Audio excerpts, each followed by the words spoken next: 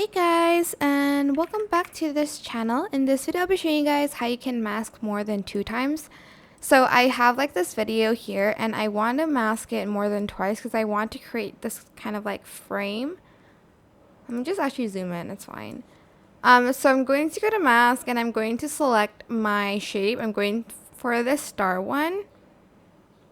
I'm just going to adjust it. Whoops.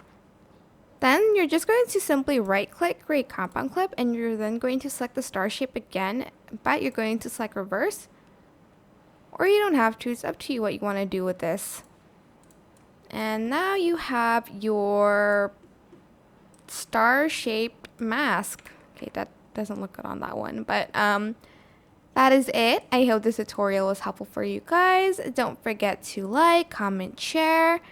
And also subscribe to this channel if you haven't done that already. If you have any more questions, just leave it in the comment section down below. I will try my best to answer them all for you guys. And if you found this video helpful, please click the thanks button above the description box down below. Thank you so much for watching. Bye!